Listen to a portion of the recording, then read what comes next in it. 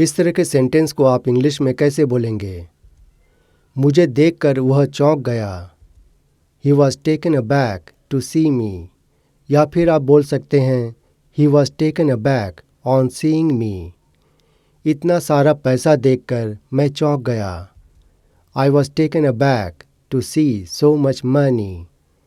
I was taken aback to see so much money। मुझे देखकर तुम चौंक क्यों गए? Why are you taken aback to see me? Why are you taken aback to see me? तुम उसका घर देखोगे तो चौंक जाओगे। You will be taken aback if you see his house।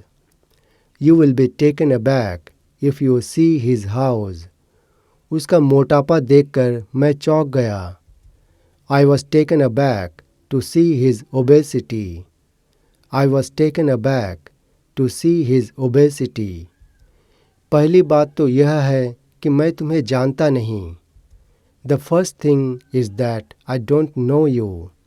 The first thing is that I don't know you। पहली बात तो यह है कि तुम्हें यहाँ नहीं आना चाहिए था। The first thing is that you should not have come here। The first thing is that you should not have come here। पहली बात तो यह है कि तुम्हें ऐसा नहीं करना चाहिए था। The first thing is that you should not have done so। The first thing is that you should not have done so। पहली बात तो यह है कि इसमें मेरी गलती नहीं है।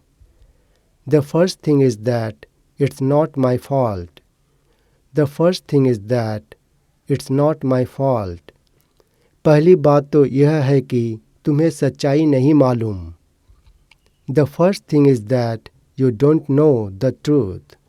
आप अपनी इंग्लिश इम्प्रूव करने के लिए और इसी तरह के और सेंटेंस सीखने के लिए इस वीडियो को लाइक कर दीजिए and don't forget to subscribe if you are new here.